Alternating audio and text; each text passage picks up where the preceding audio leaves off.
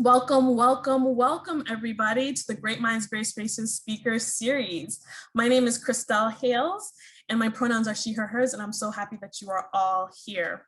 The Great Minds, Great Spaces Speaker Series is dedicated to working towards infusing themes of diversity, equity, and inclusion into our daily conversations and thought processes. Every session, we bring a speaker to share their expertise on DEI, and as you already know, the Great Minds Spaces speaker is now completely virtual for the indefinite future. However, with future shifts coming along the pike, please know that we will also be shifting with the university.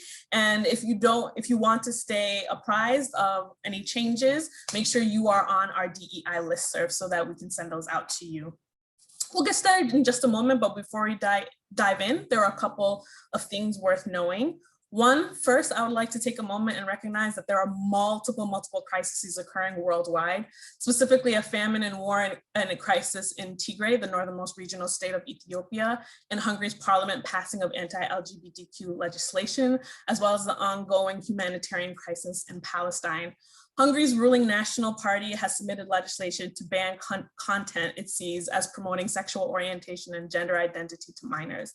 Budapest Pride, an alliance of Hungarian LGBTQIA+ groups, urged activists to lobby US President Joe Biden to raise the issue with Prime Minister Orban in Europe next week. It is important when considering crises such as these that the rights of trans and LGBTQIA+ people are human rights, period. No, if you want to debate that, go join a debate club. The Tigray region has been destroyed. Aid groups say that over 5 million groups in Tigray urgently need immediate food assistance and that 350,000 individuals are already living in famine conditions. If things don't get better, the region could be in the grips of a famine on a scale that hasn't been seen in Ethiopia or the world in decades. Lastly, although this is not a new crisis, it's important to know that the ongoing genocide and ethnic cleansing through settler colonialism continues to displace and devastate Palestinian communities. If you are interested in learning more, we'll include links on how you can support these groups below, and our hearts go out to all the families and communities impacted in these global crises. Next, a couple of our standard housekeeping items. First, being this session will be recorded. If you would like to access it, you can either email a member of the DEI team or watch it via the Great Minds, Great Spaces YouTube playlist, where most sessions in the past have been posted. Secondly, we are working to get the Great Minds, Great Spaces sessions to as many people as possible. So we ask that you share with friends and colleagues whenever you get an email from us, because these conversations are important and they're amazing and we always learn something new. Lastly, Rami and I want to continue to provide the WPI community with engaging and thought-provoking DEI programs, initiatives, and content. Help us continue to bring the topics and speakers that matter most to you by filling out the DEI survey today. And if you missed all that, no worries. I'm posting all the links at the beginning and the end of the session. I understand as someone with ADHD, I can't keep track of things all the time. Now, without further ado, I would like to introduce our Great Minds, Great Spaces speaker, Jules Gill-Peterson. Jules Gil Peterson is an associate professor of English at the University of Pittsburgh, but will be taking a new position as an associate professor of history at Johns Hopkins University in a few weeks.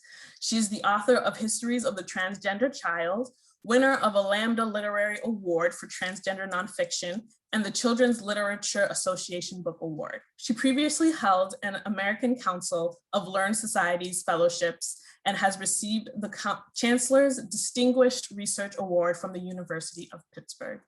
She also serves as a general co-editor of Transgender Studies Quarterly. Please join me in giving a warm virtual WPI welcome to Jules Gill-Peterson. Thank you so much, Christelle, for that very generous introduction. I am really excited to be here today, and I'm going to share my screen because I just have a few visuals. That way you don't have to only stare at me for the next hour or so. So let me just get that loaded here. There we go. So yeah, thank you so much. It's really, it's an honor to join you today.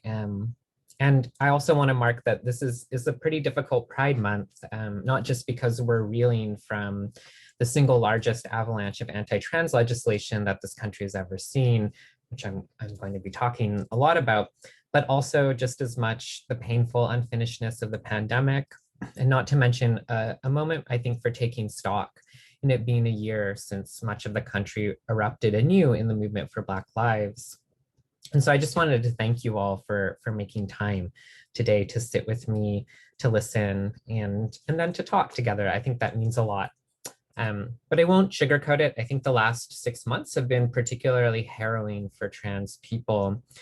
And although I understand my work as a professional historian to be deeply embedded in responding to the emergencies of the present, I've spent my time since January fulfilling what has been something like my worst nightmare, trying to publicly defend trans children from a coordinated campaign meant not just to strip them of whatever very meager civil rights they might have enjoyed within their families, communities, or in doctors' offices, but what amounts in the outcome to a state-sponsored eugenics program meant to try to suppress and ultimately eradicate trans people by preventing their survival out of childhood. And so I speak to you today as an historian, an expert in the history of medicine, but also as a trans woman of color who's felt more often than not like the basic premise that trans kids ought to be welcome in the world has all but been foreclosed. As the author of a book on trans youth, I felt really kind of called, reluctantly or otherwise, to enter the perilous fray of disingenuous pundits, right-wing politicians, conspiracy theorists, and extremist groups, all making their stand right now on trying to snuff out an entire generation of young people. And although my academic work has luckily been awarded for its rigor and I'm protected by tenure, I've also endured a lot of harassment, attack, and even death threats for my work in the past 6 months. And I just wanted to say all of that up front, not to try to score sympathy points, but more to underscore the idea that speaking on trans youth as a trans woman of color requires a certain endurance that I'm trying to make it my practice to really name up front. And thank you for being a part of supporting that. But, I just sort of wanted to remind that while non-trans doctors, scientists, researchers, sociologists, pundits, and onlookers all get to step outside of the frame at the end of the day or after they're burnt out, trans people don't. We are simultaneously the object and the subject, the researcher and the data, the activist and the target. And we don't really get to choose when to be one or the other. So my plan for today is I want to leave lots of time to discuss, since I'm sort of talking about something that's ongoing right now. And I think probably none of us have had enough time to sort through or kind of, begin to think about. So I'm going to try and keep my remarks kind of fixed on 3 things. First, kind of answering the question, like, what the heck has happened over the past 6 months? How did we get where are we right now? What happened? I'd like to talk a little bit about the double-edged sword of trans visibility that I think is producing the vulnerability of trans youth that we're witnessing right now. And then I just want to share some of my sense as a scholar on what this new anti-trans legislative strategy actually amounts to. So try and give some context, which I think we're all sort of hungry for. And just to preview that, where I'm going is I'm going to suggest that we're witnessing in real time right now the state trying to declare itself to be cisgender. And I'll explain what I mean by that. But to me, what matters here is not just that this is a sort of anti-trans moment, but that it's also an anti-democratic process that should give all of us pause, not just, trans folks and those and people with trans people in their lives. So where are we? What has happened? I think we've all had parts of our brains kind of obliterated by the pandemic. So I don't know about you, but I found it much harder recently to kind of just take stock of where we are in the world. But so just to run down, we've seen over 100 anti-trans pieces of legislation introduced in over half the state legislators in the United States since January. And so this is not just unprecedented in terms of volume, it's really quite brutalizing in terms of content. Most bills have started around banning trans children from participating in K-12 sports. And then we saw also bills banning trans kids from accessing healthcare. and even bills escalating in directions like a bill in Texas that would have, had it passed, declared taking care of a trans child as child abuse and would have allowed the state of Texas to take children out of their homes and put them in the foster system to try and suppress their identities. So the Guardian newspaper recently put together this graphic, and I'm borrowing that from them here, that gives us a sort of state of where things are in the country. Obviously, the legislative sessions in a lot of states are wrapped up for the summer. So you can see the gray states are where no bills were ever proposed, which is not very many.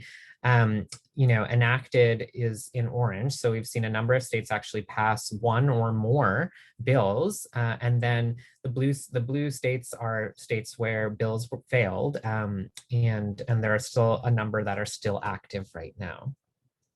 Many trans activists are worried that even if the majority of bills, as you can see, were defeated, and even if the ACLU is now suing states like Arkansas, for example, which ban trans healthcare for youth, we're worried that this might just be round one of a kind of never-ending cycle that will also escalate.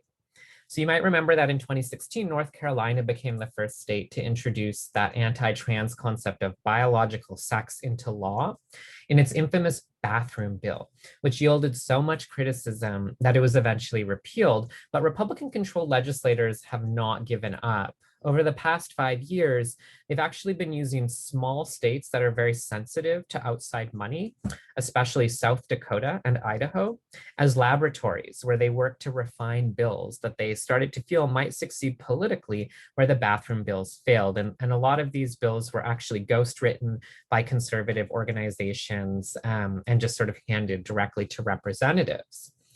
And so much kind of like the anti-abortion playbook, the goal here, so far as I can tell, is not so much literal policy or some kind of sense of legal success as much as it is the value of scapegoating an entire marginalized group to justify authoritarian forms of governance.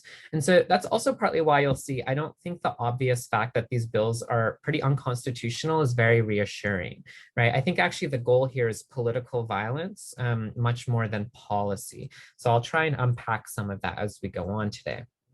But important question, right?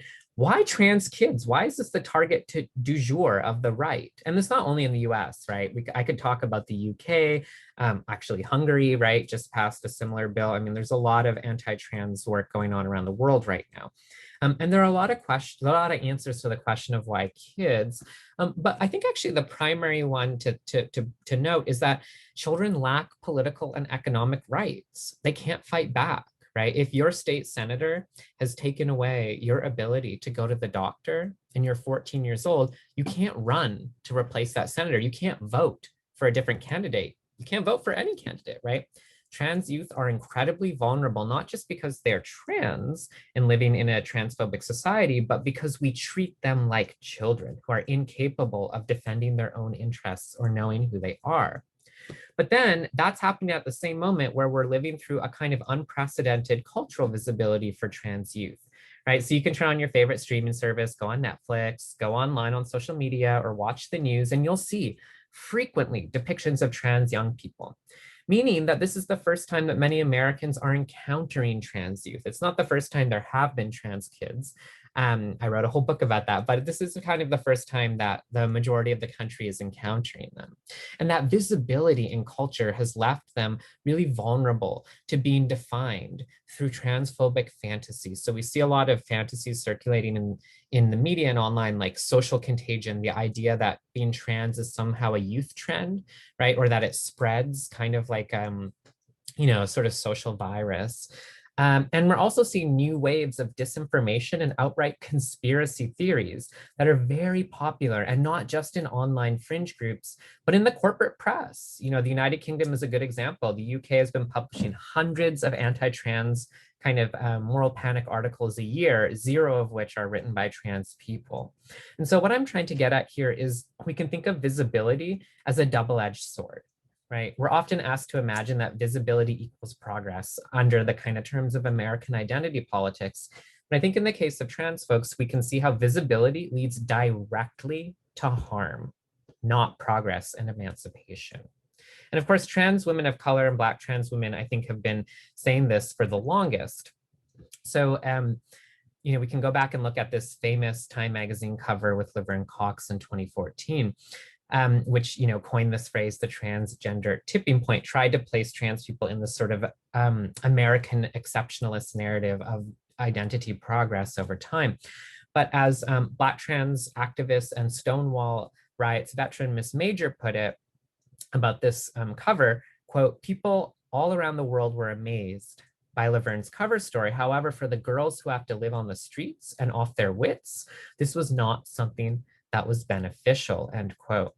Major goes on to talk about how for folks who may have seen Laverne Cox on the cover of the magazine and felt a sort of, hatred or an angry reaction, they couldn't get to her. She was just a picture, but they could go out into the streets and find a Black trans woman on whom they could take out their political anger or their violence, right?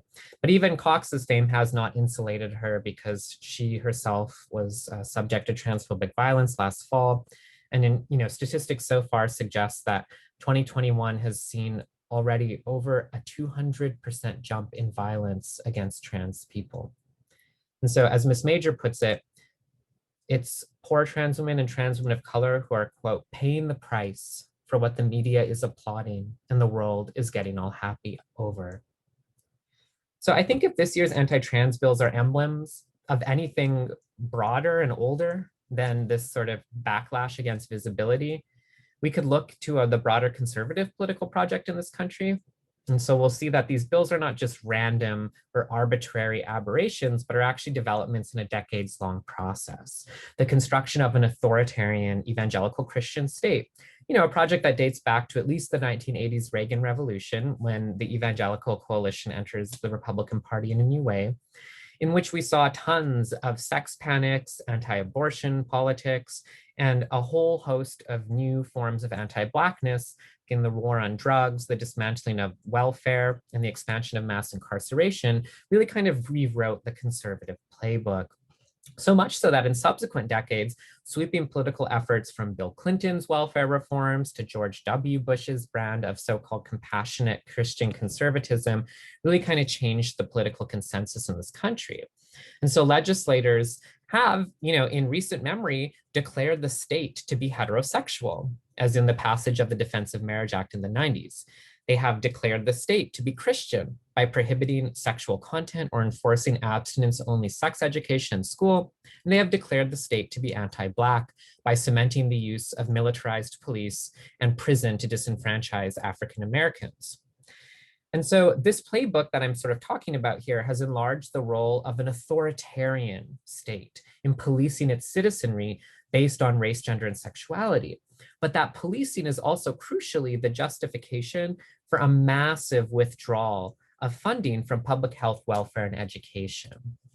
And so as the definition of the public has really shrunk in the last 40 or 50 years along these racialized, gendered, and sexual lines, the state's mandate to materially provide for the public has shrunk along with it. And for that reason, you'll see I'm quite sensitive to the material impacts of these kinds of processes more than I am the fact of legal discrimination, right? We do have a framework in this country for legal discrimination. It doesn't quite cover trans folks yet, although there's one Supreme Court decision from last year that we could talk about that comes into play, but I'm more interested in what are the outcomes, what are the impacts for folks, right? And so this current wave of bills attacking trans children really kind of follows this playbook. And of course, Arkansas was the first the first state in April to pass a bill banning trans healthcare for young people. And so these bills basically all follow the same format. They declare trans youth to be uncivil, aberrations from the desired norms of the state and the law, and therefore unworthy of the status and privileges according to everyone else. Right. And so basically these bills are states deeming trans people incapable of belonging to national life, leaving them without access to the public sphere, state benefits, or the ability to challenge discrimination and violence. So these bills justify an openly eugenic policy, in some cases of banning trans children's healthcare, as a claim about whose lives are being selected by states as the most valuable. So it's a declaration that trans people are disposable and undeserving of care. And I think trans children are particularly useful props in this argument for trans people as a whole, because the figure of the child has long been the sentimental stand-in for the nation in this country. Since at least the antebellum period, as historians have detailed, that kind of innocent figure of the child was a racialized figure, a kind of white child that has served as an anchor for sort of proper American political feeling. A lot of statecraft and governance invokes the hypothetical welfare of an innocent child and the protection of that child as justification for dismissing real people's political demands. So the politics of protecting the innocent white child has rationalized all sorts of things, right?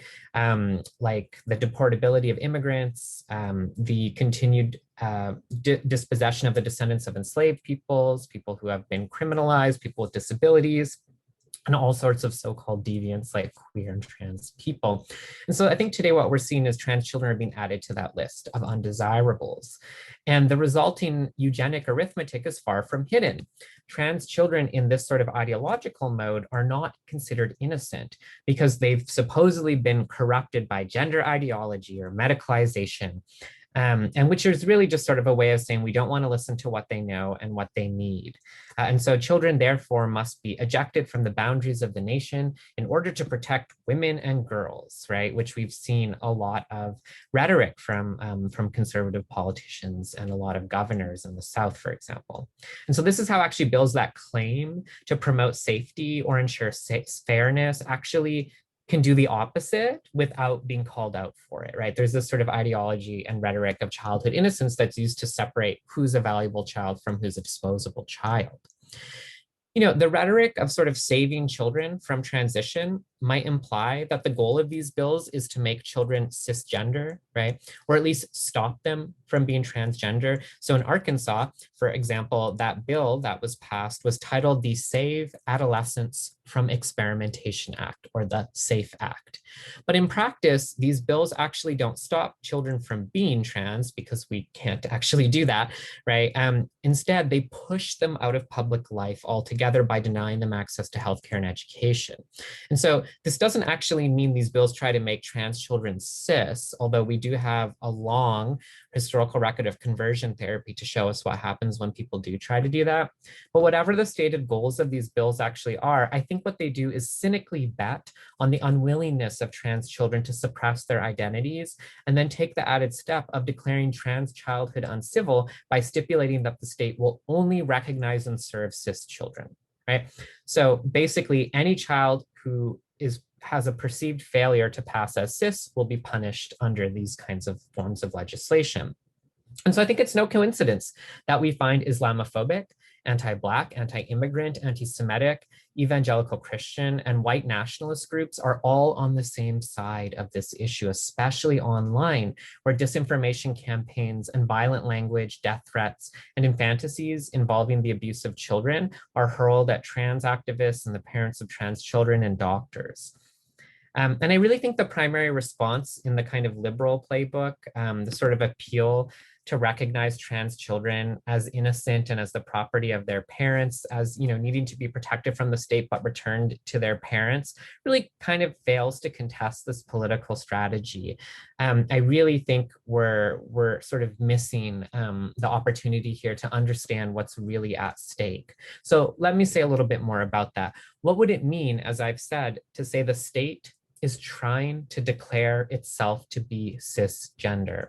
And here I'm kind of drawing on the work of a historian, Margot Canaday, who wrote a book called The Straight State, which talks about how the United States state made itself heterosexual. So here's a quote. From the mid-1940s to the late 1960s, the state crafted tools to overtly target homosexuality. In contrast to an earlier period, policies were enacted that explicitly used homosexuality to define who could enter the country and be naturalized, who could serve in the military, and who could collect state benefits. A homosexual heterosexual binary, in other words, was being inscribed into federal citizenship policy during these years. right? So rather than the state sort of encountering gay and lesbians and just sort of folding them into political life, the state actually proclaimed itself to be heterosexual in order to found its practices of administration and political domination on the exclusion of homosexuality as an uncivil state of being, right? And so I think what we're seeing is just a similar process here in anti-trans policy making. So the state at all levels, from the federal state, certainly under the Trump administration, to local cities, have attempted in different ways to exclude trans people, not so much from citizenship per se as public life, right? So it's no coincidence that restrooms, schools, eligibility for state benefits, three areas where the US state has ample experience at racial segregation, are now very central in anti-trans politicking and are trying to create a sort of two-tiered system. So if trans youth and adults lose access to public education, healthcare, restrooms, legal recognition of their gender, there's no way for them to participate in public life. They're not so much legally disenfranchised as in losing the right to vote or hold citizenship, as they are expelled from the public sphere, exempt from care and support, as well as more vulnerable to policing and violence.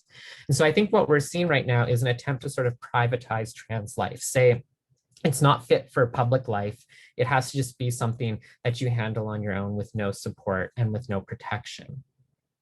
So if the state wants to become cis through its relentless campaign to expel trans youth from the public, I think we have to ask another question.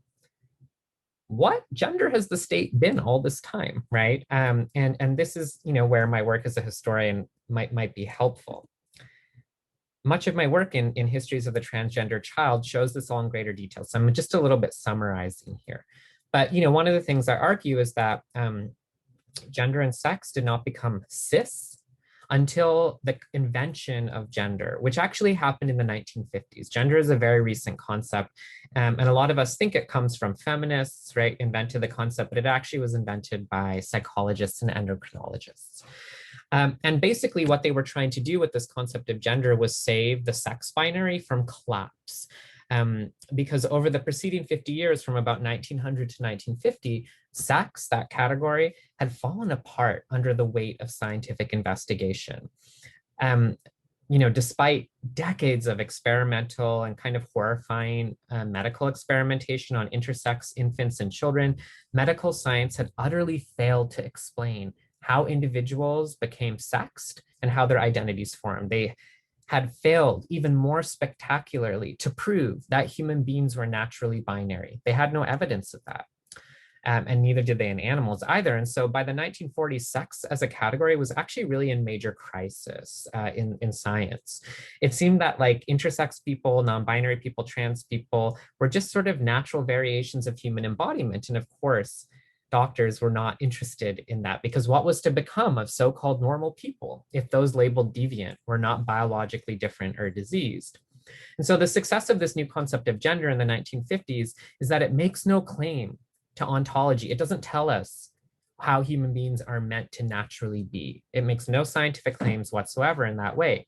John Money, a psychologist at Johns Hopkins who spearheaded this new concept, actually meant for it to bring a social imperative to police human development, right? So the new cisness of gender, where cis means that your internal sense of identity has to match your physical body, right? That's cis, as sort of the idea that your anatomy must match your identity. This sort of cisness was not a biological norm. Money did not discover that that's how human beings were meant to be. Rather, what he said was we could enforce that match. We could force people to do it. Because otherwise, people whose gender identity don't match their sex would experience social stigma. That's the argument of gender in the 50s. That's it. There's not that much else hiding behind it. It's an argument for social norms. And so given that the idea of a cisgender was only birthed 70 years ago, it's not surprising that it actually has never been a state policy, right? So that's not to say that the state was somehow ungendered, right? On the contrary, the state has pursued many different forms of racialized gender over its lifespan, right? For most of the history of the United States, the state was white, male, and propertied, if we use the franchise as our measure. And indeed, its universal abstract citizen endowed by the creator with certain unalienable rights was a fiction, of course, precisely because it relied directly upon the ungendering, to borrow a phrase from Black feminist scholar Hortense Spiller, the ungendering of Black flesh held in chattel slavery, the theft of indigenous land as its referential territory, and racialized migrant labor from around the world, right? So the United States has always had a kind of racialized and gendered citizenship, but it has not been cisgender. Likewise, I think there's more we could think about here, and we could talk about in the discussion, about how the state incorporates certain forms of feminism into its regime of power. Say, for example, we could look at how Ruth Bader Ginsburg's sort of liberal project of on the basis of sex has been really sort of, coronated, especially since her passing, but was actually a kind of whitewashing of legal theories developed by Pauli Murray, a transmasculine Black legal scholar who analyzed Jane Crow in the 1940s. We could also look and see how the straight state has shifted towards what Jaspir Puar calls homo nationalism, where a certain kind of white nationalist and propertied gay person serves as an ideological alibi for American empire. But it may just sort of surprise us to learn that trans people have not always had these problems with the state, right? We tend to think, oh, we must be further ahead than we used to be, but that's not always true because the state has never actually been cisgender. So in 1945, for instance, Lucy Hicks Anderson, who you see on the right here, pictured with the police officer, who was a Black trans woman and brothel owner living in California with her husband, appeared in court to defend the legality of her marriage and its associated US Army benefits. She lost, but not before saying in open court, quote, "I have lived, dressed, and acted just what I am, a woman." That she could say this without it being read as outside the bounds of what you could say in court, I think is actually really telling, even though she lost her case. And on the left, you'll see Louise Lawrence, who in 1957 was a trans woman partnered with a US Army nurse named Gay Elkins, and who obtained a passport marked as female to join her girlfriend at her new post in Germany. And when the State Department later objected to her female passport and name, the Army discharged her girlfriend without benefits, leading to a legal battle, which they actually won, probably because they were white, unlike Hicks Anderson. Lawrence actually travels to Europe on her passport to be with her girlfriend at the end of the 1950s. So these are actually interesting cases where we see a radically different situation than we're facing today. And I only mention them just to reinforce the idea that the state has never been cisgender, but it's desperately trying to identify as such now, making being cis a prerequisite to being a participant in public and political life. These bills treat trans youth and their families as uncivil for any number of fantasy reasons in order to justify excluding them. But the implications of a cis state are more dire than just making trans life publicly excommunicated.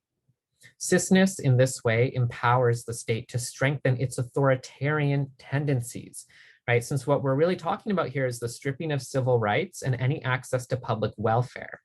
And so I actually think we can see these anti-trans bills in a larger context as working in concert with the other central political programs of the right, namely anti-Blackness as a justification for extreme police violence, mass incarceration, and the codification of a white conservative voting majority. Trans youth are being sacrificed at the altar of this anti-democratic politics. And I think it's time, therefore, that we see their survival and flourishing as inherently all of our survival and flourishing. So I'm going to stop talking there because I want to leave us with lots of time to have a discussion. Great, it's 12:37. I sometimes talk a little more slowly than I want to. So that's good news. It was a lot of information, and I know I was covering both, some dense historical material that I write about, at length, at 200 pages in my book, and also kind of reviewing something we're all living through. So I know that I've kind of I put a lot on the table, and I just want to sort of say as we shift into Q&A, like, y'all are in my classroom with me right now. So there are no wrong questions, right? And I never presume that folks have any particular degree of background in trans issues. But, I hope, as you may have detected, I don't think you actually need to be an expert in trans identity and gender, or anything like that, to kind of understand the stakes here that I was trying to lay out. But I just also wanted to say, don't feel, hopefully it doesn't feel intimidating to jump in with questions. So, yeah, Christelle, do you want to lead us in? Absolutely. Before I ask my first question, Rami, did you want to say anything? I just want to give you a chance. Yeah, I just wanted to thank you so much for all that you shared and for providing such helpful context to something that can, for many, be very complicated and convoluted. I think what I found very powerful as well is you spoke to the unspoken. Right, so the things that the air that we're breathing, and oftentimes the dominant identities that we kind of don't speak to. And actually, like, one of the first questions that I have that really can kind of even lead into this is really kind of this notion of understanding, well, what is the dominant identities that often exist in societies? Because oftentimes a lot of the anti kind of diversity oriented bills around all identities are often brought in with this notion of religious freedom. And I would like if you could speak to kind of, when does religious freedom hit a point where it goes too far, especially when most of the time it's used to justify hate to different groups? Yeah, thanks for that question. It's some of the writing I've been doing lately has tried to think through the religious freedom question here. I think we can see anti-trans bills as part of a sort of suite of legislative projects that the Republican Party in particular, has been pursuing for whatever reason, right, to energize its base, et cetera. And of course, those religious freedom bills are certainly part of it. And they're from a legal perspective very odd, right? Of course, religious freedom is established by the First Amendment, right? We already got it in the Constitution, right? And so I think, one of the interesting things we have to ask is, like, freedom for whose religion, right? These bills are very clearly, in their practice and in their utilization, meant to enshrine the freedom of a certain version of Christianity, right? And they don't seem to be doing anything to combat anti-Semitism, Islamophobia, right? And they often come perilously close to redefining the Establishment Clause of the Constitution. I'm not a legal scholar, so I won't go on too much about that. But it's quite interesting to see that, of course, the religious freedom bills are often designed to allow for private discrimination, right? So discrimination in businesses, right? Like the famous bakery case that went to the Supreme Court, right? Where, of course, a lot of US discrimination law, right, protects people in public accommodations, not always in private. For certain classes, protected classes, there are private. You can, sue a grocery store, right? But not if you're LGBT, right? At the moment. And so those religious freedom laws really are sort of trying to use the universalist language of the Constitution, a sort of republic sort of language, to define citizenship as Christian, right? And so there's one really interesting anti-trans bill I wrote about in Jewish Currents that was in North Dakota. A very strange bill. It got pulled out 3 days after it was tabled, was never debated, it never went anywhere. But this bill is really fascinating. It described being trans as a non-secular religion, and said that, there's nothing real about being lesbian, gay, or trans. So therefore, it has to be a kind of faith-based belief. And so this bill actually went on to argue that the Establishment Clause of the Constitution required the state of North Dakota to withdraw all support for LGBT people because it couldn't support them as a religion. It was this really fascinating, extremely unsuccessful legal argument, but I think it told us something, right? It was like kind of using this language of religious liberty and secularism to try and install very evangelical Christian principles also in the state of North Dakota that would have disestablished all indigenous two-spirit communities and which is like a significant group of people in that state. So really fascinating. I think there's a lot to watch here, right? And I think we're often led to imagine that, okay, trans, it's this narrow, it's a very small group of people who are very visible, kind of like gay marriage. We've got to sympathize and protect them. And we tend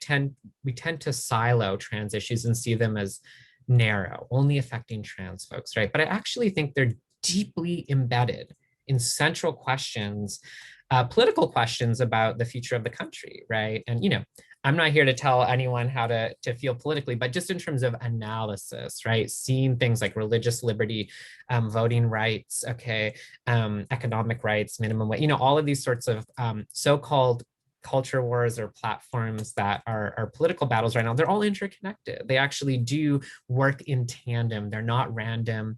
They're not just shallow, kind of callous political plays, right? I think there's a way that we could sort of say like, oh, they're just picking, a marginal group to pick on, which is true.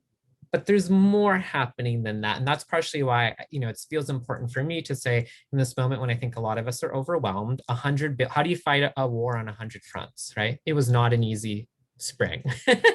But the idea that, oh, most of the bills didn't pass, the ACLU is suing the states that did pass bills. I would expect the ACLU to win those cases. I don't think they're very good bills. But even if we win every time legally, there's more at stake. And that's partially what I want to keep people into, right?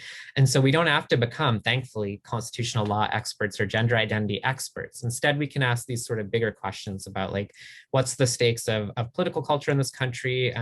What are the kinds of what are our red lines around civil rights and diversity, and what kind of world are we working towards? And whose lives are caught in the crossfire, right? I think that's also, last thing I'll say on this point, right, is like, even in states where kids are not subject to these laws, they're walking around with targets painted on their backs, right? Everyone in the country now knows about trans kids, but they know about them in this highly politicized way. It's making everyone's life more dangerous, right? And so there's so many layers to what's going on here. Yeah, and I have a tendency to talk very long, so I'm going to stop there because I know we have lots more questions. No, you're good. That actually segues really beautifully into one of the questions that we have from our community members. I'm just going to read it. Yeah, please. It really resonated with me when you mentioned that the most marginalized are targeted when the privileged are celebrated, in reference to the Time magazine cover slide. How can we, as an educated population, help lessen the burden, especially for our students? Oh, that's a beautiful question. It's interesting, right? Because oftentimes our classrooms feel like synecdoches, right? For the rest of, as much as we want, I always say when I teach trans studies, right? It's like, okay, we're here. And thankfully, this isn't the rest of the world, right? So we can work together. We're a community. We can create our own norms. We can establish standards of care and ethics for how we treat one another, right? Which doesn't mean that we're not allowed to be vulnerable in our thinking, to make mistakes, or, that we can't offend one another, right? But we can think about how to take care of each other because we're in a bounded space, a physical classroom, or more lately, one of these Zoom rooms, right? And I think what is really important there is exactly what this question raises, right? If we start with the mindset that trans doesn't just describe like one homogenous group of people, but that actually benefits for a certain privileged group within a marginal group often come at the cost of those with the least, then we can think about how to be intentional in our own. And I think that's a great idea, like, is to think about your own classroom, think about your students, right? And it's hard, I'll say this, like teaching trans studies, for example, first of all, it's like for me, while I'm this visible emblem, I'm a trans woman of color, one of the only, as far as I know, who have tenure in this country. I know that I can't but represent more than who I am, right? I mean, I can't do anything about that, but I can tell my students that. I can say, it's hard for me sometimes. I feel overwhelmed by that. I don't think that responsibility pays off. I think it's deeply unrepresentative. I want there to be many more people like me teaching, right? So in the meantime, I think oftentimes just context is what matters. And then I think about that with my students too, right? I don't want trans students to feel like they always have to answer questions, or, students of color in the classroom often feel hyper visible when we're talking about race. And, sometimes students will turn to them expecting like, well, right? You must know. You must be able to speak from your personal experience. And as a professional historian, I'm always like, I don't know this because I'm trans. I know this because I spent 5 years in an archive, right? And I have a PhD. I mean, I also do know some of it because I'm trans, but I think giving that context is really important, and kind of asking people to think of themselves as relational, right? Gender is not something we have as private property inside of us. It's a social relational form. And that's why it embeds power differentials. That's why it's political, right? And that's why, to use a classic feminist analysis, the sort of patriarchal benefits to men in a certain society transactionally come at the cost of women as a class. Even if both suffer under the system, the suffering is not equal, right? Toxic masculinity is a really big problem. It hurts men, it decreases their quality of life, but it doesn't mean they're not benefiting politically from the domination of women, right? So I think there's sort of a similar kind of question. And so I find when I teach, I tend to teach from a pretty trans of color, Black trans perspective, but I'm very careful to let students know this is for like you have to come in, you need to find your mode of relation, right? And then as a smaller group, I think that's sometimes a really powerful lesson.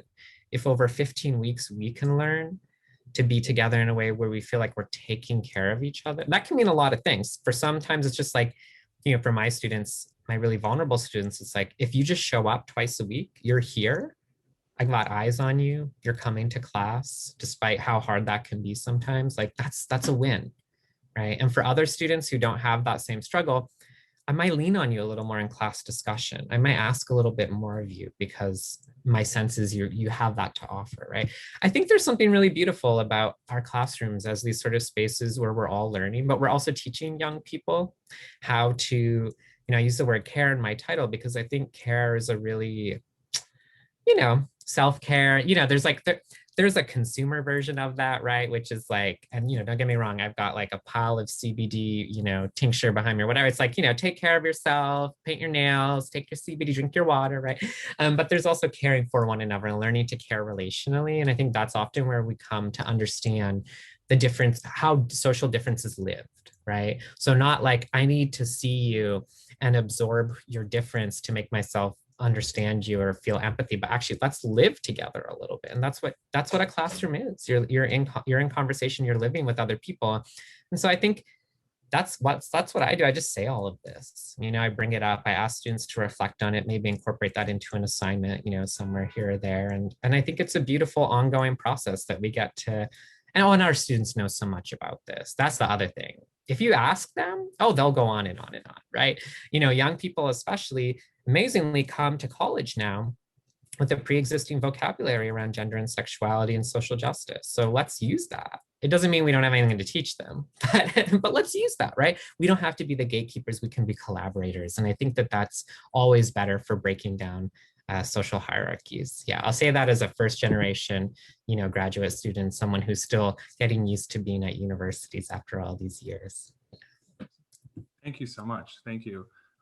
One thing that I find to be very powerful, and Christelle and I often speak about this, which you've highlighted so eloquently, is that self-awareness is one of the most essential things that we could really do to kind of create authentic change. And why we are so appreciative to have so many faculty and staff join us is really, we oftentimes are asking our students to be engaging in this work, but might kind of point the finger back to kind of the institution administration to be also intentional in our efforts to interrogate our own identities in creating authentic change.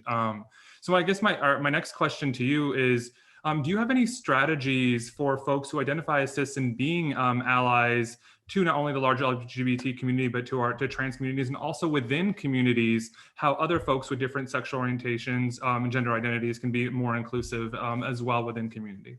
Yeah, well, it's such a good question. And, this is like I said, this is a hard moment, historically, but it's also a great moment for coalition. Like that's the thing I've been saying in all the media interviews I've been giving lately. I checked in with a lot of journalists who I'd spoken to, in March, and they're like, okay, let's assess what happened, like The Guardian that produced that graphic. And, Sam Levin, the journalist who was writing, was like, now what? And I was like, oh, don't worry, we know the answer. The answer is, this is a moment for folks to come together, right? The reason why I wanted to talk about anti-trans bills as producing a sort of cisgender state is because partially by calling it cis, what I mean is folks who aren't trans, this affects you too. A lot of these policies will affect non-trans kids, right? Either because they work on the presumption that you have to be able to know who's trans and who isn't, and there's no way to do that. So what's going to happen? The state of Florida passed a bill that opens the door to genital inspections of young children to establish eligibility for sport. That's not good. That's producing harm and sexual violence, right? The state of North Carolina entertained a bill that would have required teachers, it would have legally required them to out not just any child who is trans, because how are you supposed to know that? Any child who displayed gender non-conforming behavior, right? So I'm like, imagine your kid is at school, and your kid is a tomboy, right? we don't know if they're getting like, what, it doesn't matter what their identity is. Why do you have to spend time with this teacher policing your kid and like calling you up and being like, your kid played with the wrong toys? Like, what kind of, that's not a, that's not a role I'm comfortable with the state playing in people's lives, right? But again, it shows, to go to the point, like, anti-transness has an effect on everyone because we are all subject to the system of gender, right? I often say, when it comes to healthcare, the only difference between trans healthcare and non-trans healthcare is transphobia, right? Trans people use the exact same hormones that cis people use in higher proportions, right? We get the exact same kinds of plastic surgeries that work on all people's bodies, right? The human body just has a capacity to change. That's not restricted to trans people or intersex people, right? The only difference is, if you're going through menopause and need estrogen, right, you're just gonna get it. You don't have to go see us, and if you need, an orchiectomy, right? And because you have cancer or pain or something, you can just get it if you're a cis man, right? You don't have to go to a psychiatrist and get multiple letters and be reviewed at every step and possibly denied by your insurance. Right? There's no real difference. We are all subject to the system of sex and gender and sexuality, right? So we have a coalitional interest, in my opinion, in seeing trans rights as everyone's rights. And I think this is actually a moment, and I was sort of gesturing at that, where we got to ask the big questions, right? What have GOP-controlled legislators been up to this session, right? Anti-trans bills, anti-abortion bills, anti-voting rights bills, and blocking, minimum wage and any other kinds of economic reforms, right? So all of those people are being targeted in the same political strategy, right? And so if that's the case, then all those people have trans rights in common, just in the way that trans folks have voting rights in common. It's the reason why Black Lives Matter really leads with politics for Black trans women, because they understand that leading from the bottom, right, is actually a way to take care of everyone. So it's actually a vision of care, right, a sort of progressive vision that I think can actually catalyze a politics. And I think that's a brutal lesson we learned, because I have to tell you, I was, one of a number of activists online, just felt like we were screaming, like, what will it take to get people to organize around what's worse than a child losing the basic access to the things that keep them alive, right? What's worse than that? Nothing. But that's not always, these single issue politics don't work very well, as opposed to like, hey, do you care about voting rights, reproductive justice, economic, like, okay, yeah, then we got a bigger tent, right? And we can share the burden, so trans people don't have to do all the work too. So I think actually the distinction between ally and like in and out is actually not that important. You don't have to learn everything about these bills. You do not need to understand trans youth's healthcare or anything. You just need to want to see their protection and flourishing as yours, right? Because we are all living under these conditions coming out of this pandemic, where we've just seen what happens when the government doesn't provide for the common good. We don't just see mass death, but we see it hitting certain communities much harder than others. And so we all have a shared investment, in my opinion. And I think that's also easier, right? I mean, I do this work as someone who's happy to explain. I can go on and on all day about gender and sex, and that's my job. I'm happy to do it, but I don't think I need to know that in order to know what to do here, right? And so I think coalition is the word that I'm always kind of touting. And I think that's a way to pivot. We've been in reaction mode for so long. People are scared, people are burnt out. We can't, trans folks can't keep fighting these legislative cycles. We need to pivot. We need to start demanding more, so we're not losing inch by inch, the whole, I was gonna say the whole football field, but I am not a sports person. Bad metaphor. I'll stop there in answering that question. Wonderful. We have a question that kind of pivots away from that, but I still think is an important one. How much do social norms influence one's own perspective of gender identity? What I mean is, how much does our expectation of how a man or a woman is supposed to behave contribute to a person thinking that that must not be a man or a woman if they don't fit those norms, and thus must express a different gender? And the community member who asked this question wanted to also mention that they say this because they often feel uncomfortable from their own personal nonconformity.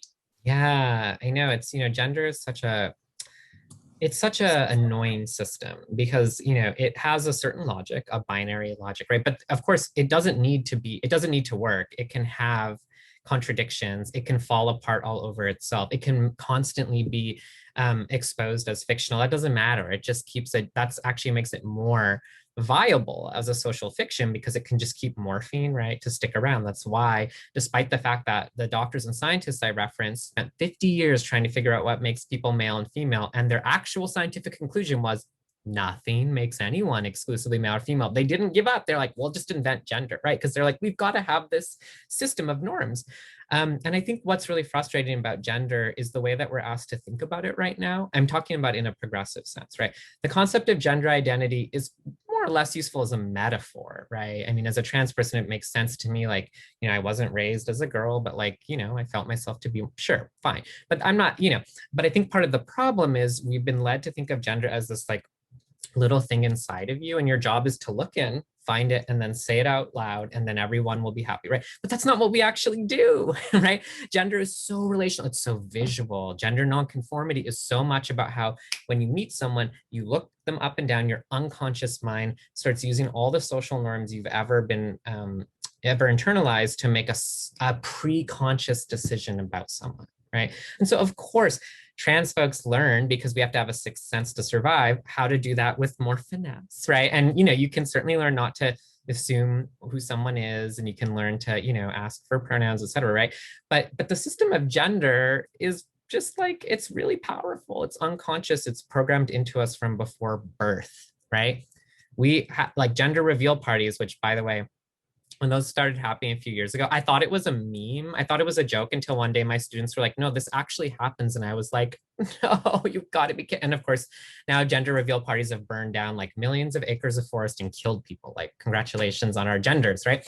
But like, that's a good example. We start attributing a whole system to a person that doesn't exist, right? To an idea, right? And so I think, you know, it's hard. I think ultimately for me, it's difficult to imagine a cultural solution. I'm more interested in the material impacts. Like, if you can't go to school and you can't get into college and you can't get a good paying job, if you're discriminated against in housing, if you can't go to the doctor, you know, the cultural flexibility of the world doesn't matter that much, right? I mean, because these baseline things are not being taken care of. But I actually think as we address the material things, culture will pick up on that, and we can produce better social norms, right? But to me, social norms are a bit of a luxury. You have to be able to eat and pay rent before that becomes the sort of central issue. And that being said, it's tough. Being misgendered is hard. It is not like there's just, I will say the positive part of the pandemic for me as a trans woman of color was like not having to go out in public as much. It just made my life a lot easier, right? That's not great. And I certainly wouldn't wish a pandemic on myself to create that situation, but I was like, I am so much less stressed just from not being out subject to people's stares and interaction, you know, or just the anxiety you carry in yourself. Doesn't mean that I'm treated badly every day, but I expect to be, right? So yeah, it's, I think this is a long haul issue, but you know, young people have all sorts of new taxonomies and new identity categories. I mean, there's a lot happening. So, you know, well, let's stay tuned, let's participate, let's think about what we want and don't want. But I think ultimately that kind of gender identity model that we're told is the best is actually not helping a lot of people, because it still presumes you have to be legible, you have to be visually legible. And not everyone can be. Yeah. Absolutely. Thank you so much. And our last question is going to kind of, I feel like really nicely brings us all together in terms of the larger themes of what you were talking about. But before I ask that question, I just wanted to say thank you so much, because I just feel like you spoke so much life into how wearing masks has like helped us to not be perceived. And I just, there was a strange relief that came through me the same way. Like there's just like it just I'm less stressed, you know, like there's like when I have the question of getting ready in the morning, I'm like, if I want to look this way or that, I'm like, it doesn't matter, I'm wearing a mask, it's fine, you know, or I'm staying home. Like nobody needs to guess this or that. So I think that I really appreciate it. It was something I didn't know how to put words to when you did. So I appreciate you. Okay, the last question is, thank you so much for speaking with us this afternoon. I think that resonates for all of us here. I wish that being trans was not a political identity, but it seems that we will not be able to escape that for some time, if ever. Or even like, as Rami and I say, that we won't escape a lot of these isms and oppressions, like not even in our lifetime, right? We won't even see it in our lifetime. What can we do as folks in Massachusetts who are also, as you mentioned, busy and who don't necessarily need to, like, as you said, know the ins and outs of gender identity, like all these issues, but are still that feel like very pulled in many directions. We're just trying to get our jobs done. We're just trying to do our jobs, right? How can we folks in MA organize against these anti-trans bills being considered in other states? And what are some kind of steps that we can take that can, I guess, help us sleep better at night at the end of the day? Right, that's a beautiful question. And the good news is for Massachusetts, y'all don't really have to do anything locally, right? You're not facing that legislation at the moment, thankfully. I mean, that kind of happened a couple of years ago, that there was that, attempt to repeal trans protections that, that ended up being saved. So thank you for that. Yeah, I mean, I think honestly, the answer is take some time to, you go on the ACLU website, Google Chase Strangio. There are legal experts who they put together the, all the stuff for you, right? But take some time, make some phone calls to other states. You don't have to be a state resident to, to make calls like that, to write letters, and give time if you have time, to activist organizations, or just give money. There's lots of people doing this work, not just that kind of work too. I tend to think one of the things we're missing here is that the focus of anti-trans legislation is so top heavy. It focuses actually on, ironically, the most privileged trans youth, the ones who actually go to gender clinics, which is probably less than 1% of trans youth. So if you want to, spend some time, volunteer time or money, give to Black trans-led organizations that are doing mutual aid. They're working on other issues like incarceration and policing, and getting folks, jobs after they've been in prison, things like that, that are really worthwhile. And I think part of what happens with these Republican political strategies is they target the high profile thing in order to stop social movements like Black Lives Matter, folks that are working in these other areas, on other issues that are really materially important too. So, I think the good news is there are tons of folks doing good work. So yeah, you don't have to become the activist. If you have a little bit of time, write a letter, make one phone call a week, or join an organization that's doing letter writing campaigns, donate a little bit of money, whatever you can do. That's, I think that's, if your heart and mind is in the right place, and what you're able to offer, then you're doing a good thing, and it's much appreciated. But yeah, even just, and talk to people about this, right? Make it an issue, talk about it, right? Kind of try and shift that perspective. I think lots of folks are coming to this feeling overwhelmed, unsure what to think, and it's totally okay. I appreciate the carefulness, not wanting to make a mistake, but being vocal about it is also important to change that kind of media narrative, which has been very negative and very tragedy oriented too. We need to just start saying we love trans kids, we want them around, we care about them, and we will do what it takes to look out for them. And yeah, I mean, that's really, that would really be my piece of advice, and mostly just to say Google will tell you how to do all the specific action items. But people much more qualified than me with much more experience. I'm a historian. I'm a reluctantly drafted activist. I am not a political wonk by any means. So trust whatever Chase said is probably right. Whatever Raquel Willis and other Black trans women who are very prominent in public have said, they're always right as far as I'm concerned. So you can trust them. Yeah. Absolutely. Thank you so much, Jules. You have given us an incredible gift of information, not only just the historical context and the real life applications, but also how we can get involved and without feeling like we have to be an unwilling activist, we can just take a couple steps a week to do that. And this is just not only in support of LGBTQIA+ communities, but also our communities, right? Because as you mentioned so well, like we are impacted whether we identify as not, or know someone who identifies as not, or not, right?